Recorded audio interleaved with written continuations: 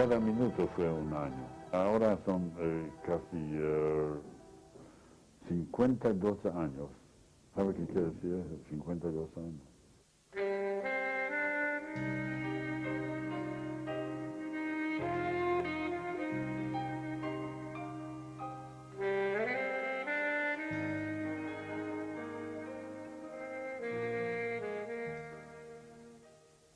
Cuando nací, en 1924, fue una ciudad prácticamente judía, 250.000 judíos dentro de una población de 750.000. Una ciudad con muchas sinagogas, con bibliotecas judías, escuelas polacas, fue todo dentro de la misma ciudad donde se desarrolló la vida.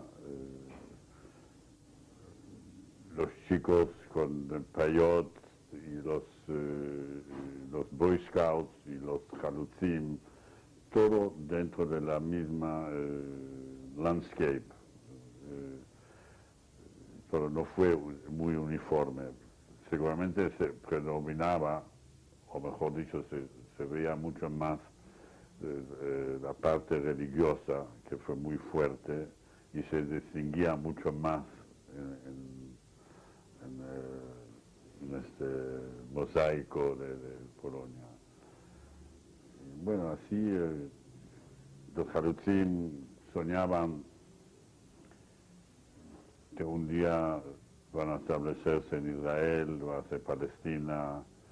Los chicos religiosos estudiaban la Torá y esperando hasta viene Mesías. Después otro grupo socialistas y de izquierda luchaban para mejorar las condiciones, encontrar una mejor vida en Polonia, y eso fue todo eso. Después todos esos sueños se terminaron en 1939, cuando comienza la guerra. Yo vivía, como por decir, para ustedes quizás es muy difícil, porque sería, nosotros vivimos como todo el mundo vivía, no fue una excepción. Mi padre trabajaba, todos trabajaban, mi madre trabajaba, vivimos en una forma que fue, no se puede decir pobreza, porque esa fue la forma de vivir en Polonia. Uno puede decir solamente que es pobre cuando tiene al lado ricos, pero en la comunidad judía, la comunidad polaca en Polonia, 90% de la gente vivía más primitivo, con el mínimo que se podía mantener. Pero no fue que uno se sentía mal porque era pobre, porque esa fue la vida, fue de esa manera. Para ustedes vivir sin televisión, probablemente, o sin baños en la casa, es terrible hoy día. En ese tiempo esa fue la forma de vivir. Las fiestas judías, el Shabbat, que cada casa se convertía en un santuario, con comer diferente que se comía toda la semana, el reposo, que mi padre no trabajaba, mi madre no trabajaba, salir en la calle, jugar con los chicos, hacer de chico, recuerdo cuando tenía 12, 13 años, hacía algunos mandados para alguna otra gente. Con esos mandados que me dieron algunos centavos, podía ir al cine el sábado, ver a Tarzan y todas las películas, los cowboys, y eso fue, vimos como chicos jugando la pelota en la calle. El fútbol fue muy popular. Mi hermano entregó en un club como arquero, jugaba en la calle, en todas las se jugaba, se veía. Los inviernos fueron muy crueles, mucho frío, pero es muy difícil remontarse en esta situación que está tan alejada, que no olvidamos que ya son casi 60 años.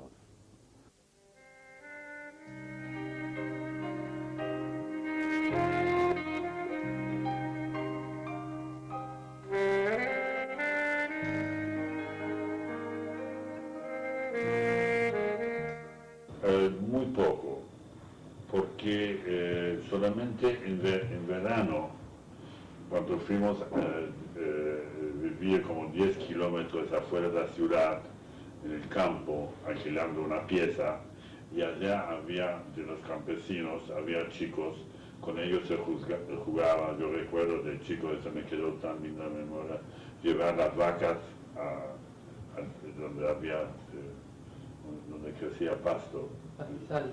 Al pastizal. Al pastizal. Las vacas ya sabían su camino, y allá sacando una zanahoria y limpiándolo de arriba y comerlo, ver los frutales, porque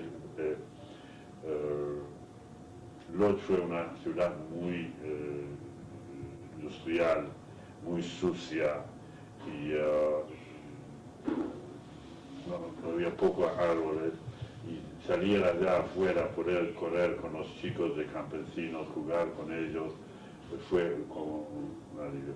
Y el otro, no te olvides, como había 250.000 judíos en Polonia, en los patios, que fue el sistema en toda Europa, había, el único no judío fue el que cuida la casa, ¿cómo se llama? Casero. Portero, el único. Entonces no había oportunidad. También en Lodz, eso se debe, que no hay bastante tiempo en la televisión a explicar. En Polonia, en las grandes ciudades, como la iglesia no fue separada del gobierno, entonces se enseñaba catolicismo en todas las escuelas. Entonces, donde había, porque en Polonia existía la cosa que no fue, y eso yo trato a veces de explicar, en Polonia no había una colectividad judía, había un pueblo judío, había una minoría judía. Entonces, para no tener conflictos, yo no justifico, digo bien o mal, donde había compacto muchos judíos, las escuelas fueron para chicos judíos solo, y también para chicas separado, porque allá no se enseñaba catolicismo, había un profesor de historia judía. Nosotros aprendimos, la gente, los chicos que fueron a la escuela pública. Después había escuelas particulares de socialistas, de sionistas y de los religiosos. Por ejemplo, en nuestra escuela nadie fue con kippah. Lo que fue religioso fue en la escuela religiosa judía. Que así que no había oportunidad, en los pueblos pequeños fue más mezclado, pero en las ciudades grandes fue más aislado. A veces cuando uno da testimonio de qué pasó 60 años atrás, se mezcla cosas que oyó de otra gente y repite. Yo trato de no repetir, trato de ubicarnos. Por ejemplo, eso recuerdo. Una vez por semana, cada 2 semanas, nos llevaron nuestra clase a ir a otra escuela no judía, donde tenían duchas para ducharnos. Cuando fuimos a esa escuela, fuimos con el profesor de nuestra división.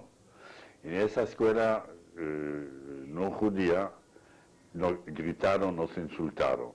Y el profesor nos defendió, diciendo que se vayan o algo así. Eso recuerdo, había un antagonismo, no cabe duda.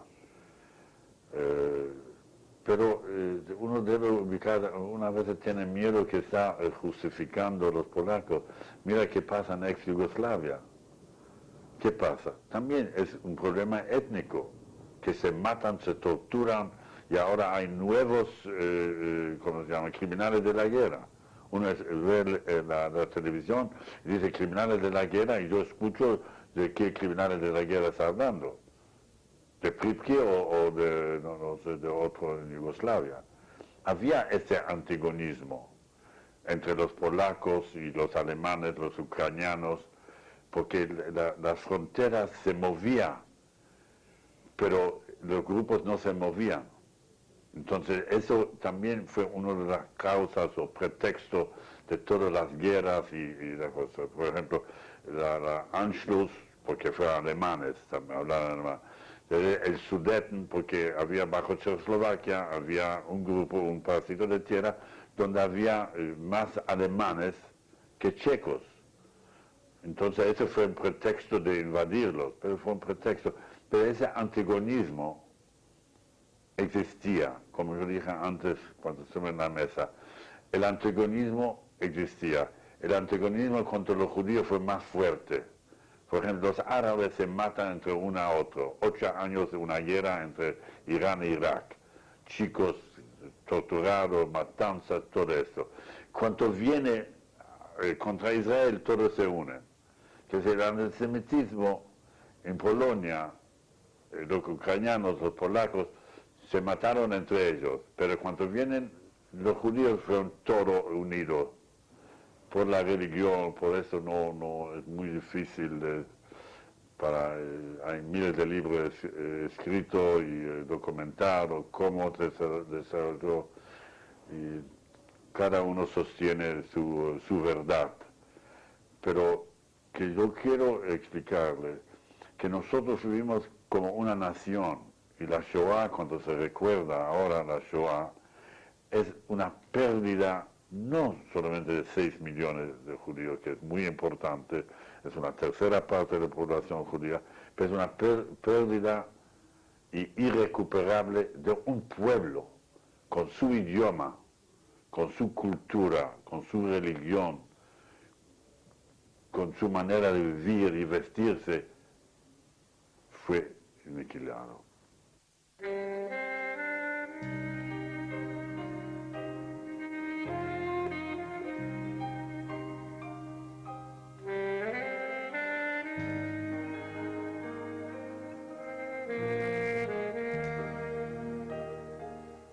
Comienza la guerra, tenía 15 años.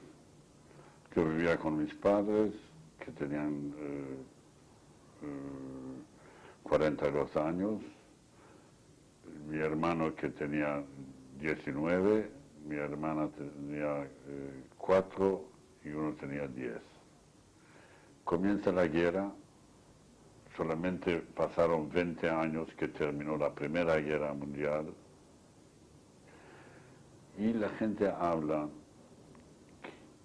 entre ellos otra vez la guerra, pero va a pasar, porque antes también había guerra, pero esa guerra no va a durar mucho y todo va a seguir como antes. Empiezan colas por buscar pan, los alemanes entran en Lodz, destruyen la sinagoga, entre poco tiempo destruyen el monumento del Libertador de Polonia, en la ciudad dinamitan la sinagoga y el monumento de polacos, y empieza la represión, y uno piensa que va a terminar porque con armamento ahora como está, y tanques y aviones, esa guerra no va a durar mucho y va a regresar. La persona más pesimista no se podía imaginar que va a venir. Después todo dijeron que sabían, pero nadie se imaginaba, como nadie se podía imaginar que en un minuto se puede destruir una ciudad como Hiroshima. Nadie. La fantasía no llegó a tal punto. Y pensamos, se creó el gueto, y Y otra vez pensamos, se va a terminar, no, no se terminó y empezó pues, una larga pesadilla de los 5, casi 6 años de la guerra. Mi madre contaba de cómo fue en la Primera Guerra Mundial, las penurias, el hambre, las epidemias. Fue parte del paisaje de Europa, especialmente oriental, las guerras. Pero esa guerra no fue una guerra de cambiar fronteras o conquistar un pedacito de tierra. Esta fue una guerra contra toda la humanidad, implantar un nuevo sistema y donde los alemanes, los nazis, tienen el único derecho para decidir quién debe vivir, quién debe morir, quién debe ser esclavos. Los únicos que tienen derecho son ellos. Esa es otra tragedia tremenda en 1944, cuando ya los rusos están casi al lado de Varsovia, que son 120 kilómetros de Lodz. Había levantamiento de los polacos en 1944 de Varsovia, porque pensaban que los rusos lo van a apoyar. Por política, las guerras son guerras y no le interesa al ser humano. Entonces no la apoyaron, se mantuvieron pasivos y los alemanes murieron 100.000 polacos, destruyeron toda la ciudad. Y mientras tanto tenían oportunidad de deportar los 60.000 judíos que habían quedado en Lodz, los últimos 60.000. Después de la liberación había diferentes títulos que nos dieron. Primero fueron Katzetle, que es decir, de Concentrationslager en alemán, por corto lo llamaron Katzetle. Después ese sobreviviente vino muy, muy tarde, como 10, 15 años después. La palabra holocausto, sobreviviente viene mucho más tarde. En principio no había nombre. Después de la guerra en Alemania, no hemos tenido la palabra para decir qué pasó. Uno dice Jorban en hebreo, quiere decir un desastre. No había palabra. Después se inventó las palabras. Después, así, ahora tenemos un nuevo título, que es sobreviviente. Alguien me dijo en media broma, dice, yo represento a Jacques Fuchs, que para mí no es un sobreviviente, es un hombre viviente. Fue en la APA.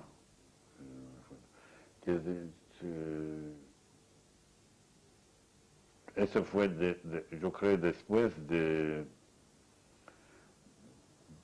ir a Washington, poniendo la piedra fundamental para el museo, que fue en 1983. Podía empezar a hablar. Después, antes no podía hablar. Y trataba de no identificarme. A veces me preguntan, ¿tú estuviste durante la guerra? Estuve en Polonia. Muy poco. Y la razón de mi libro fue justamente para los amigos y para mi hija, para que sepan quién soy. Porque nunca la gente, por respeto o por pudor, nunca me preguntaron nada y yo nunca le conté nada. Estos últimos años, 2 años, que estoy un poco más abierto. ¿De dónde se viene? ¿Por qué? No tengo la menor idea. de verdad que no. Quizás hay una evolución de regresar al pasado cuando uno se pone viejo, que uno recuerda más el pasado que pasó ayer, el lejano pasado. Nosotros no hemos tenido, en mi caso, casi no hemos tenido contacto con los alemanes, solamente a la deportación, yo personalmente, porque el gueto fue cerrado, no entraron los alemanes. Después en el campo, en Auschwitz, bueno, que un infierno, una cosa completamente diferente. Y en Dachau fueron también todo afuera. Yo personalmente no tenía contacto con los alemanes. Muy pocos judíos tenían contacto con los alemanes. Solamente cuando lo agarraron o algo, si no, en el gueto no entraban los alemanes. Si entraron es para inspeccionar algo, pero contacto no tenía. Yo estuve en Dachau, en un campo, y de noche se escuchaba que viene, el frente se está acercando. Entonces nos pusieron sobre vagones y llevaron a otro campo un poco más alejado. Y después, 2 días más tarde, otra vez se acercaron, nos llevaron a otro lado. Y hasta nosotros fuimos liberados en el tren. Los alemanes se escaparon, que nos cuidaron, y nosotros nos arrastramos, alguna gente podía caminar, y fuimos, el tren fue casi en bosque, pasando bosques y pequeñas aldeas. Entonces yo, cuando se fueron todos, yo me arrastré y fui a un pueblo, pero yo no sabía, se sentía, después se veía de noche, yo me acosté en un lado, en una granja, y de noche yo escuché los tanques y los camiones pasaron muy rápido, fue un día lluvioso, frío, cayó, aunque fue ya 1 de mayo, cayó todavía nieve, pero muy, muy frío. Y después, de repente me encuentro solo en una granja, los alemanes me dieron una pieza, me dieron de comer, pusieron una estufa y un cacho para hacer las necesidades porque casi no podía caminar. Y allá no recuerdo si estuve 5 días, o 2 o 3. Después vino aparentemente un orden de todos refugiados o ex prisioneros, llevarlo a un hospital que fue al lado. Y ellos me pusieron un carro, un caballo y me llevaron allá. Allá sí, me sacaron toda la ropa y desinfectaron, me registraron y fui en ese hospital. Que me quedó grabado, eso no es demasiado para esto, pero eso te lo van a ver en el libro. Y cuando yo me miré en el espejo, no me reconocía.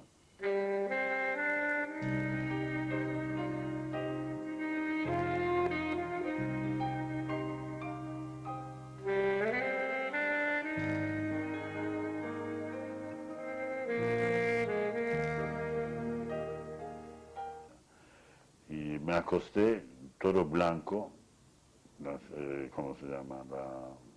La cama, limpio, pijama. Y yo dije, ahora me puede morir. Y eso me demoró muchos años de ver por qué yo dije que ahora puede, no dije por qué ahora no puede vivir, porque dije que ahora puede morir.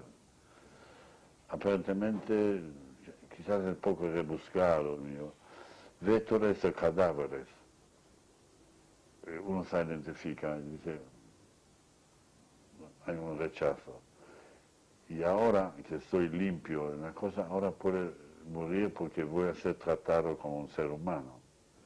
Quizás esto, no sé cuáles son los motivos, pero me quedó muy grabado esto.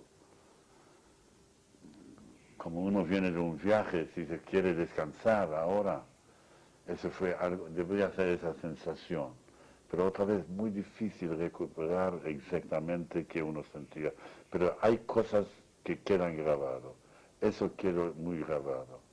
No me reconocí en el espejo. Y recuerdo que dije, ahora puede morir. Y allá me quedé un tiempo hasta recuperarla.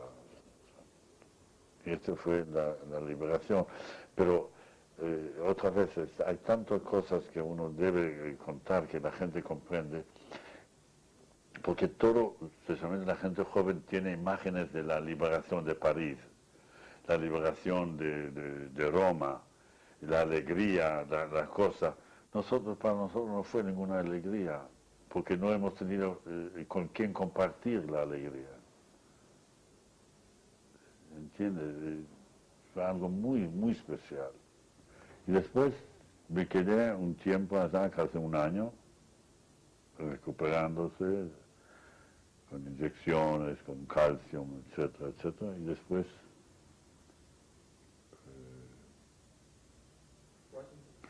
fui a Nueva York. Había momentos muy difíciles, porque después de 2 meses, 3 meses, pero no es para ahora, 2 meses me hicieron una radiografía, un tórax, y yo tenía tuberculosis.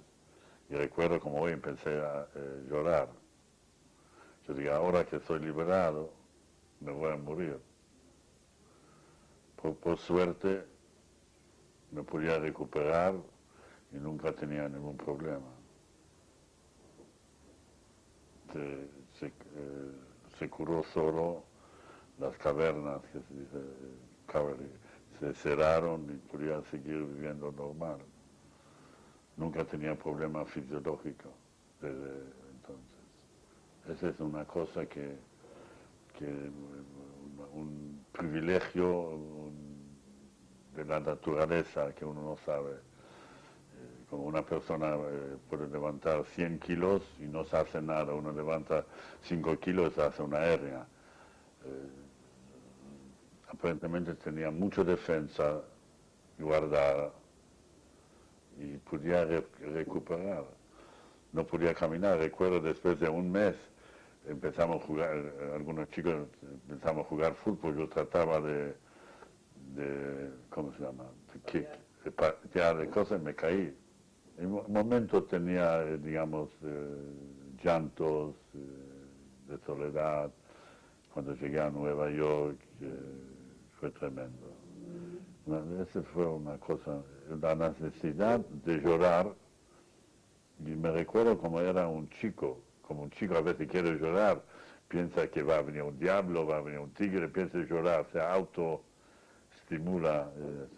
Y yo para llorar, me recordando de mi hermana, de mi padre, empecé a llorar, solo en mi ambiente.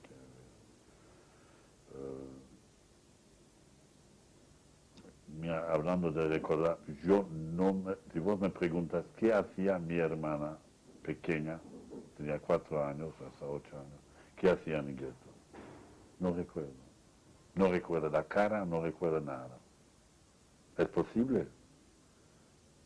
4 años viviendo en misma pieza. Después fuimos a Auschwitz, no recuerdo nada. Y después hay cosas que uno se recuerda. Me recuerdo un árbol que creció donde vivimos sobre una cerca, que esas cercas en Polonia que había de ladrillos así, creció un árbol. Ese árbol me recuerda. Me recuerda que no cerré la puerta cuando nos llevaron a fuerza para ser deportados. No recuerdo que no cerramos la puerta. Y otra cosa es completamente... Si vos me preguntas, puede ser que no tiene ningún sentido. ¿Qué hacía tu hermana? ¿Qué pasó?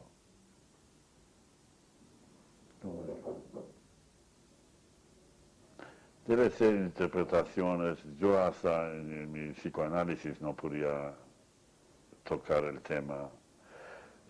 Debe ser explicaciones. no explicaciones, interpretaciones, y todas las interpretaciones son válidas hasta cierto punto.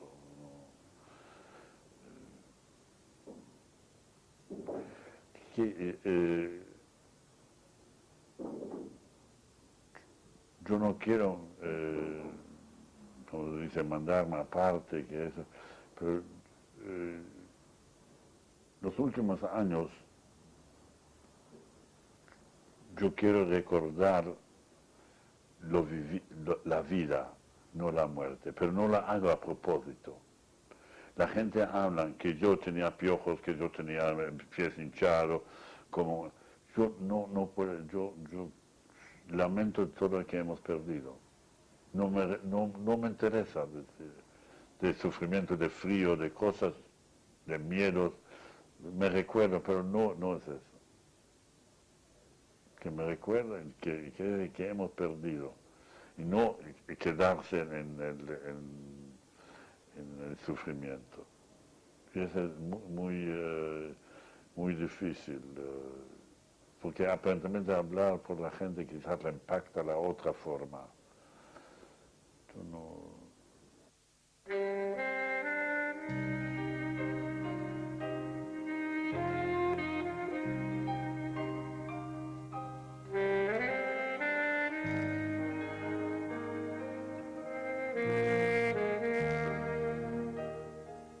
Ahora son casi 52 años que llegué a Nueva York. ¿Sabe qué quiere decir eso? 52 años. No sé, que me impactó todo en Nueva York. Empecé como todo, estudiar, de trabajar, de amistades, pero todo lo que me impactó esa ciudad es preguntarme constantemente, esa ciudad, ese Broadway, esas luces, ese tráfico, ese subte, todo andaba normal cuando yo estaba en Auschwitz. Eso no podía imaginarme. Y eso me siguió mucho tiempo. Cuando yo fui a Puerto Rico, en enero, saliendo de Nueva York con nieve y frío, llegar a Puerto Rico, ese cielo azul y ese mar, las palmeras y ver cómo crece el citrus y todo eso, la primera pregunta me pregunté siempre fue, ¿eso fue todo igual cuando yo estaba en Auschwitz? La naturaleza siguió, todos los frutos siguieron creciendo, la gente caminando. Y es muy difícil. Esa fue la cosa. El otro, la vida llevó con recuerdos, con días tristes y todo eso. Es trágico la vida. Cuando uno llega viejo, uno a veces toma 10 años y le habla de 10 años en un minuto, como la guerra. Bueno, duró 5 años. Uno lo dice, buen breath, con una aspiración se dice 5 años, 4 años en gueto. Bueno, cada minuto fue un año, pero no es imposible de vivir. Uno se queda con nostalgia, como yo, cuando viene, yo no voy a un tipo a la sinagoga, yo me siento, pongo el disco del gueto y escucho, y esa es mi forma de conmemorar, de recordar. La vida se fue rápido, con angustia, con miedos, con miles de cosas que uno necesitaba horas y horas para, si uno se piensa recordar, por ejemplo en Nueva York, un tiempo cada vez que salí en la calle, miraba si tenía la estrella. Me asusté. Pero fue una fracción de minuto. Decir la otra cosa sea mentira. Una fracción de minuto. Pero existía. Pero la vida, como dijo Shakespeare, let the dead bury the dead. Deja a los muertos enterrar a los muertos. Cuando uno le escucha eso suena cruel, pero es así. Todo cuando yo escucho a veces los sobrevivientes, yo no puedo escucharlos cuando hablan, porque no me da miedo cómo hablan y cómo dicen que sienten, que es parte de verdad, mezclado todo, para mí me hace mal. Porque no me entienden, no son sinceros con ellos mismos. La mayoría no sabe qué lo pasó. Nosotros los sobrevivientes, o yo, la mayoría en ese sentido, tenemos la lápida sobre nuestros hombros y debemos llevarlo porque no tenemos lápidas, no hemos tenido entierros. Y Washington sentía que allá se pone la lápida y esa lápida debe cuidar y yo me podía liberar. Pero es un poco rebuscado, no sé hasta qué punto es mi fantasía, hasta qué punto es real, de verdad que no sé. Pero sentía que me podía liberar. Ver casi 10.000 sobrevivientes diciendo Kaddish, todas las ceremonias, fue todas las ceremonias que no hemos podido hacer durante la guerra. No podíamos llorar. ¿Entiendes? En mi caso, en algunos casos es diferente. Y eso fue como una liberación. Eso. Yo a veces estoy agradecido a muchos amigos de Nueva York que me insistieron que vaya. Ese me hizo mucho mejor que los 6 años, 7 años de terapia.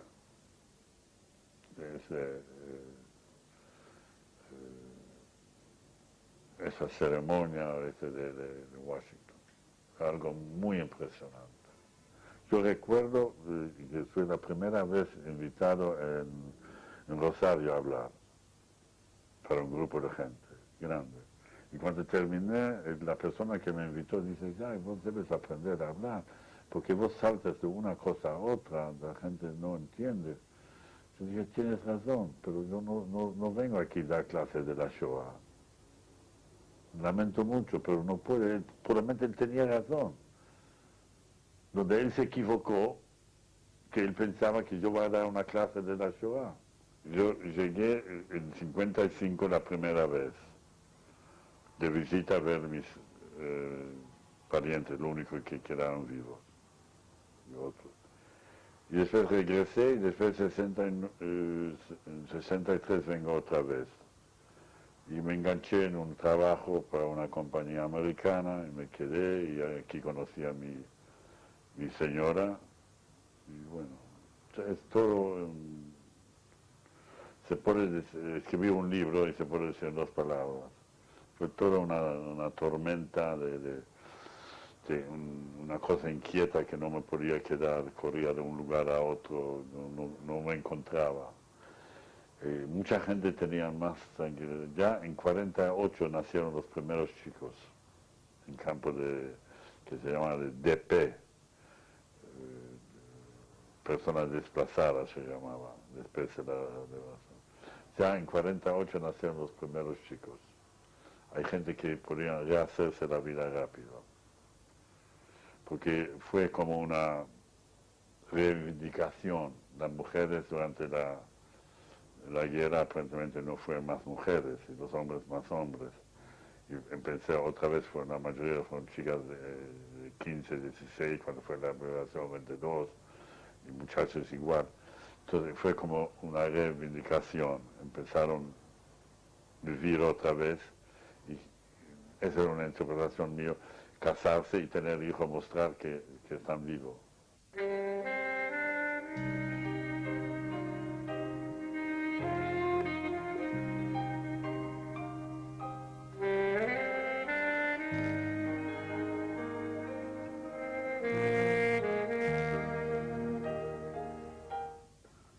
Yo trato más en mi charla, si que puedo, donde me permiten la gente hablar en términos generales qué fue la Shoah, qué fue la Segunda Guerra Mundial y qué hemos perdido. No voy con lástima, como pobrecito que me tenga lástima. Y yo pienso que lo logro porque después la gente se acerca, la gente grande. Dice, nunca escuché, tenemos miedo de escucharle, pero usted transmite más vida que otra cosa. Tenía una periodista que vino aquí, me hizo una entrevista, dice, no entiendo. Yo me quejo de cosas, no entiendo cómo usted puede transmitir tanto vida. Pero eso no es que yo me propongo, de verdad no me propongo eso. Pero no puede hablar, mucha gente dice, no, pero vos tienes demasiado respeto para el público, no lo quiere hacer sufrir. Yo digo, perdóname, yo no quiero sufrir, aparentemente, inconscientemente, por eso no quiero entrar en... Porque no cambia nada. Si estuve en Auschwitz 8 días o 2 años, o tenía 38 kilos, tenía 40 kilos, tenía tuberculosis, tenía esto, tenía lo otro, no cambia nada. La tragedia de la Shoah no es el sufrimiento de una persona, sufrir un poco más, un poco menos.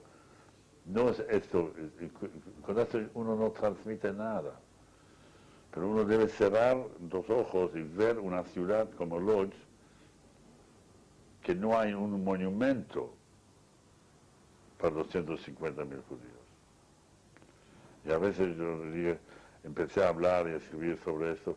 Yo digo, ¿qué va a pasar? Mi nieta va a tener 15 años, va a estudiar geografía, va a decir, mi Zeide vino de Lodz. Voy a sacar el diccionario, la enciclopedia. Y yo no tengo aquí, por regalé a mi hija Salvati. Y saca Salvati y mira Lodz, dice textualmente, allá es una ciudad de 700.000 habitantes, industrial, textil, tanto radios, tanto televisores, tanto eso, punto. Que allá vivían 250.000 judíos y no hay más, no hay una palabra. Y va a pasar el tiempo que el diccionario, en la enciclopedia, al menos la judaica, otro va a ser eso, holocausto. Se puede decir Shoah, holocausto se refiere de la Segunda Guerra Mundial, donde murieron 6 millones de judíos bajo el régimen nazi, punto.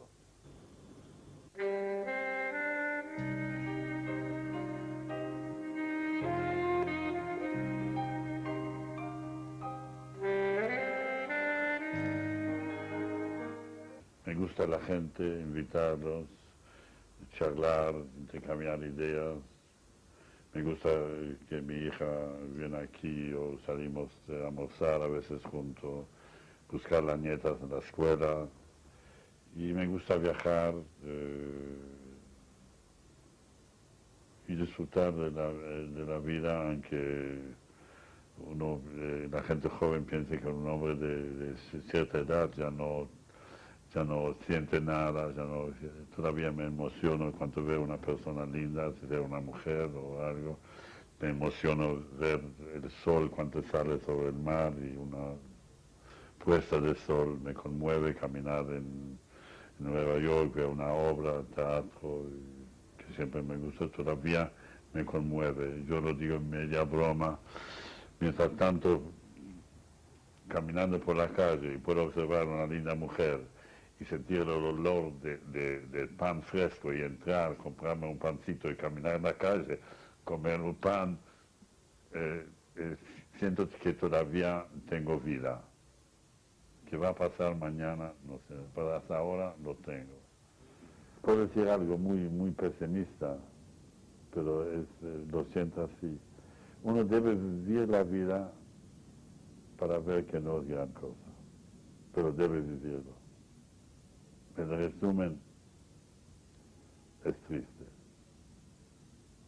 pero lo debe vivir, no me quiere que quede muy claro, pero uno debe vivirlo, no terminar cuando uno es joven, debe vivirlo y llegar a ver que todo es, no quiero entrar en las frases, todo un teatro, una cosa, a veces lo siente absolutamente convencido que es así. Y no puede ser diferente, no puede ser diferente. Mi hija no puede sentir que yo siento. Otra vez no, mi nieta, menos, mi hija ni es muy sensible a eso. Bueno, ella prende la vela cada año en la Coag o en Ferechule, bueno.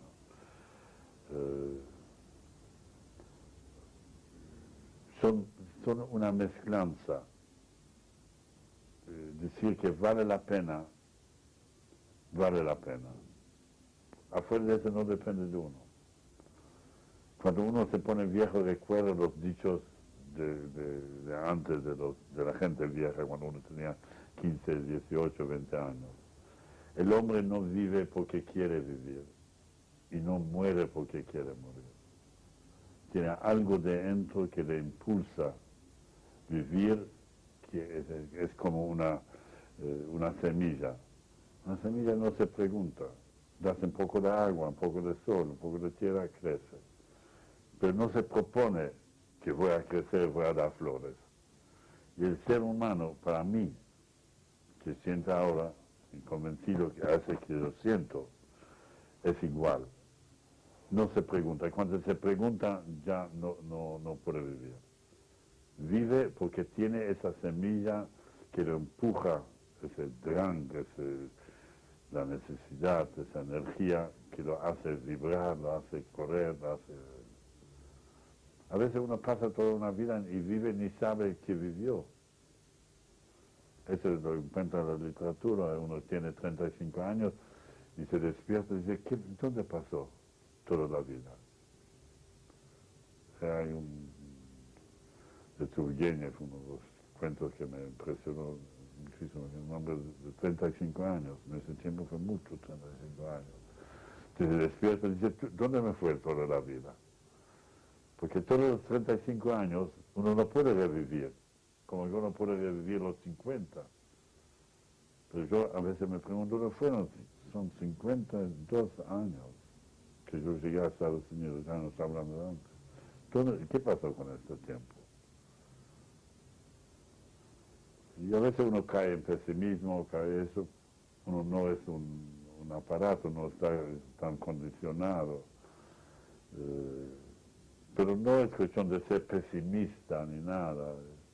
Y a veces es una mezclanza. Yo a veces hablo a los chicos, me preguntan si yo creo en la humanidad, yo digo cualquier cosa, y cuando lo digo estoy convencido. Cuando voy a la casa, yo dije barbaridades. Pero ¿cómo puedes creer? Yo tengo frases que suenan muy lindo, pero yo mismo no soy convencido. La gente me pregunta si cree en la humanidad, si yo no creo en la humanidad, en amor y todo eso, no me casaría, no tendría hijos, es que es verdad. Pero al mismo tiempo uno ve que está pasando en ese mundo y se pone un poco pesimista. Pero eso es todo una parte de todo ese juego.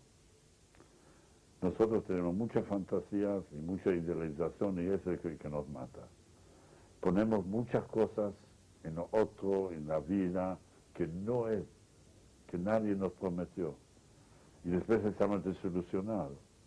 Estamos desilusionados con la vida. No estamos desilusionados, porque nosotros lo hicimos la ilusión y después vemos que no es así. Pero nadie nos vendió algo. Y ese es el juego que sigue. Y me gusta hablar con la gente joven, yo tengo muchos amigos, gente de mi edad, gente muy... que yo aprecio, que se puede intercambiar de ideas. Y eso también es parte de la vida.